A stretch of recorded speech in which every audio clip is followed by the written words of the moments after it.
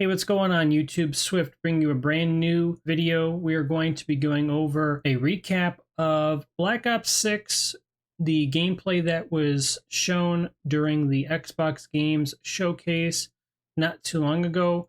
We'll be going over some bullet points and kind of get more in depth and go from there. So let's get right into the video.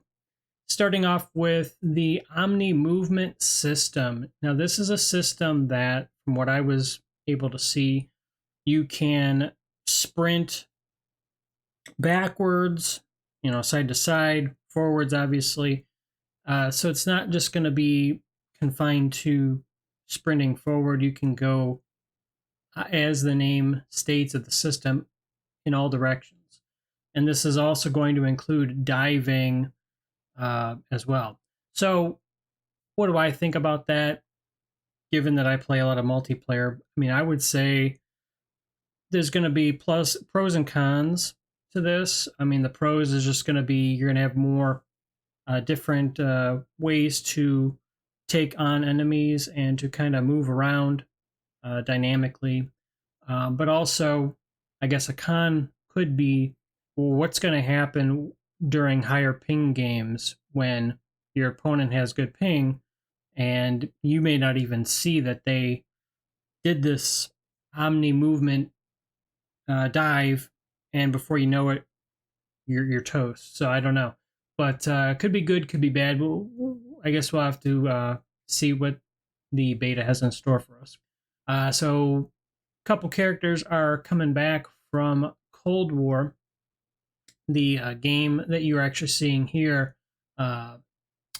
Frank Woods and Adler that I was able to see, and there are some new characters as well we will get into another time, but as specific to Cold War, Woods and Adler are coming back.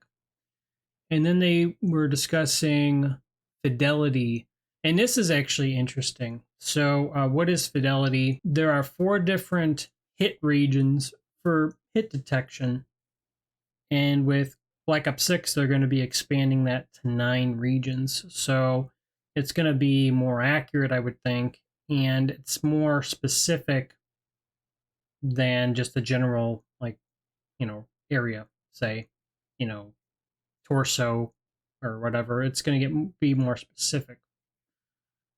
And then also there's going to be dozens of unique attachments for every gun.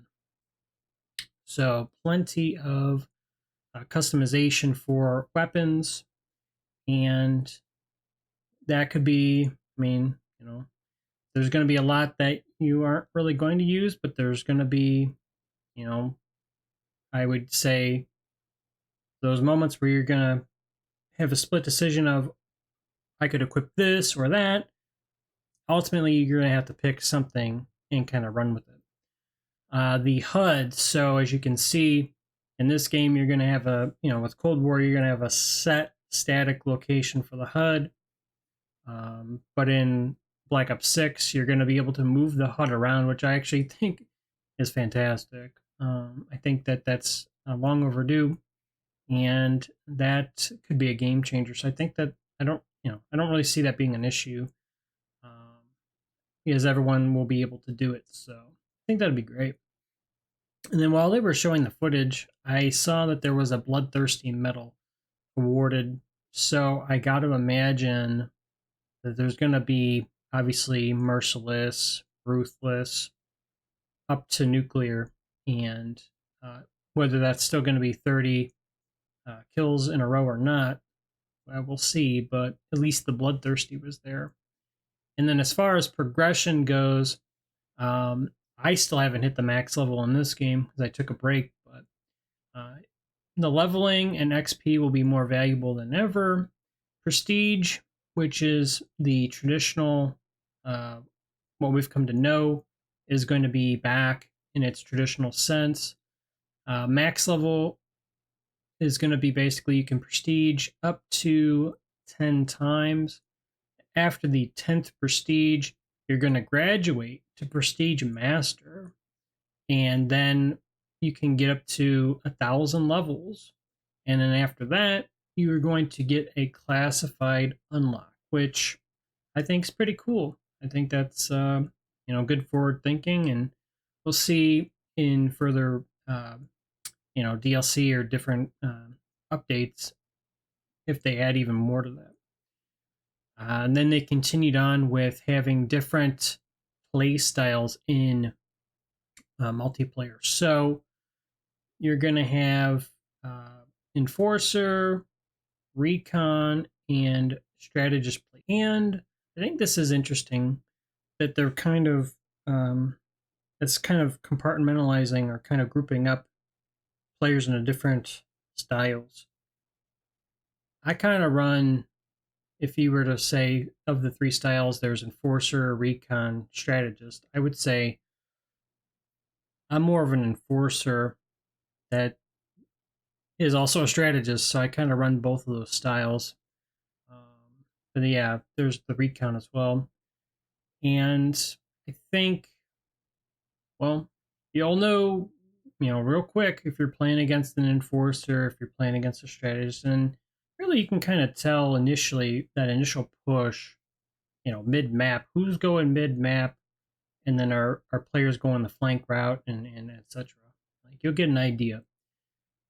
And also, so theater mode is returning. I like theater mode. I think it's good to be able to go back and do some film study, and that's how I was able to grab this gameplay, go back and be able to record it. With theater mode, you can also go back and spectate your opponents, and you can capture if they were cheating or not, or at least you can kind of watch if you think something was a little bit out of the ordinary. I think that is great to go back and to be able to see that in that that transparency. I think that it's going to be mostly good. I think with having a theater mode again, it's just going to depend on how they implement it. With Cold War, a lot of times you would get the scan and repair error, and I still get that when I go to try to watch anything in theater mode, which is unfortunate. I think they really need to work out as much of the bugs as they can before launch. Really, theater mode and having those glitches can be a real headache. All you want to do is just watch a game that you just played, so you were just able to play it. You should be able to go back and pretty reasonably get to see everything as you kind of saw it, where you're not really running into glitches and so forth. And then as far as the maps go, there are going to be on launch 16 all new maps, and I think they said 12 of them are going to be 6v6, and then 4 of them are going to be kind of like 6v6 and also larger. So kind of a bit of both there. More of a ground war probably. And then a lot of them are going to be, as they say, the typical, like the 3-lane maps that are mostly medium sized. And kind of what I was hoping for would be, okay, if you're going to do that, well, let's make them like raid. Let's make them like slum standoff, right? You don't need cartel maps in this game. I mean, it's just not. I just hope that there were lessons learned from Cold War. I mean, maybe that's a good ground war map or something, but certain maps, I would just really just see which maps are voted the most by the community, and then really stay away from the ones like Armada. Maybe there's some salvageable, like something you can salvage from that, but otherwise I would just try to steer clear and keep them more medium-sized maps. And that's pretty much it for the maps there. But yeah, I think this is overall, I think this was pretty interesting. The graphics seem to be great. We will just get to see here with the beta, how the multiplayer is going to play. I look forward to giving it a try. We'll see how it goes. But anyways, yeah, so we got a nuke during this gameplay. And this is one of my best ones for HCTDM, which normally I play core KC, but you know, I have over 1,000 nukes, and what I'm looking forward to is hopefully in BO6.